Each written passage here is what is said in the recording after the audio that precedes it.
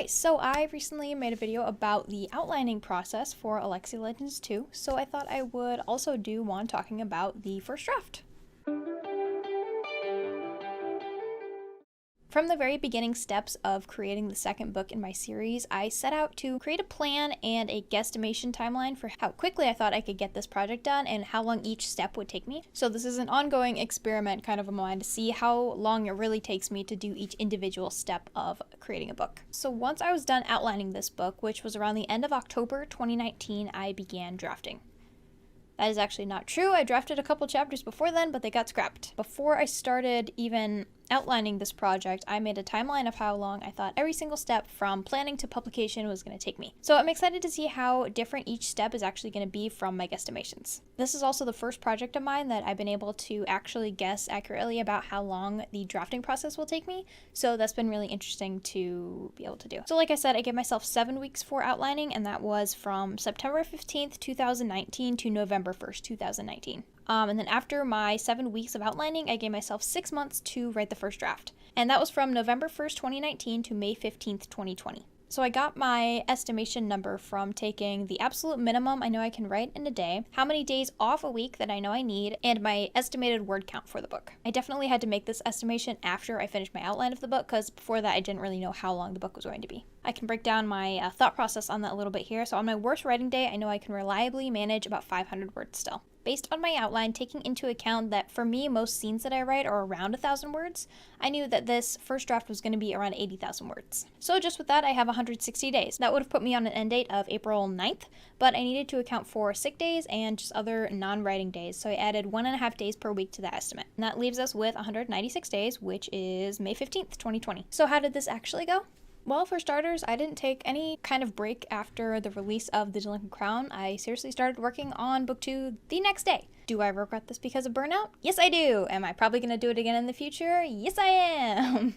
Okay, also I started drafting September 13th, so that probably didn't help. Should have just stuck to outlining instead of trying to start drafting when I didn't even know where I was going.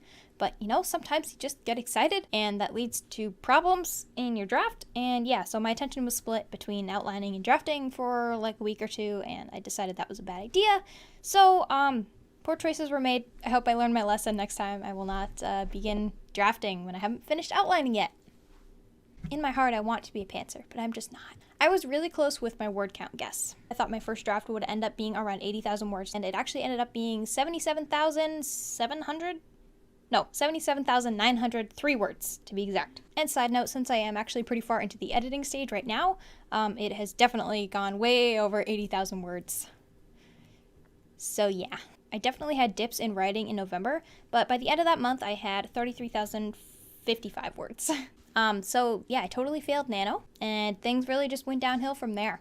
Although really, this year's Nano was good for me. Doing 33,000 words in 1 month was a lot more than I've written in a very long time. It was the most I've written in such a short amount of time in a very long time. It was good to get back into that kind of mindset, the habit of being able to just write and write and write. But after Nano, things kind of went downhill as far as my word count goes. December and early January were definitely rough for my word count. I didn't get out as many words per day as I wanted to, and so my drafting just didn't go as quickly as I wished it would. But then after that, things really did pick up, and I got tons and tons of words in second half of January and most of February. The end of February, I got sick.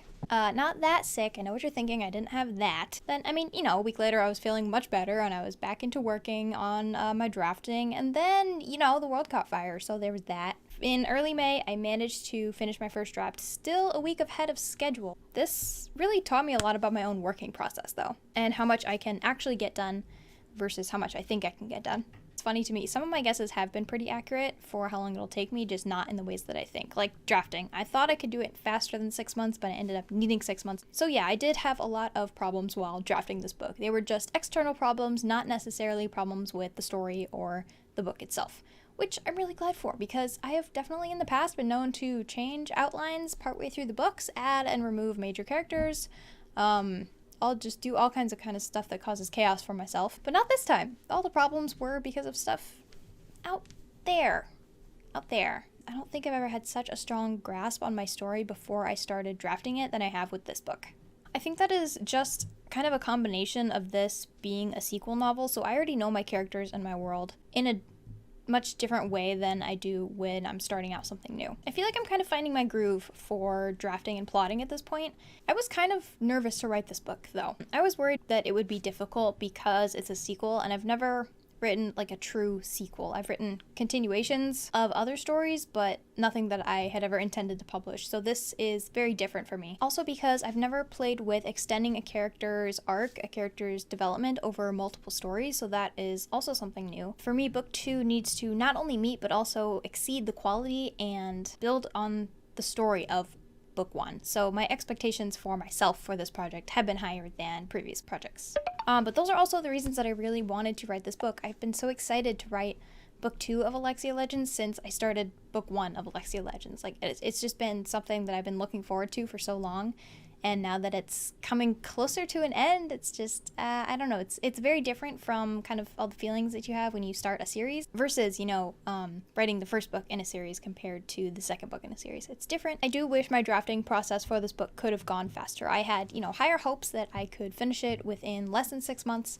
I didn't end up doing that, but I left myself the time for that from the beginning anyway. Very glad that I did that because I ended up really needing those extra couple months. In the future, I want to work on pushing myself to draft faster than this. The next time around, I plan to learn to draft much quicker, but overall, I'm pretty happy with the experience of drafting book 2.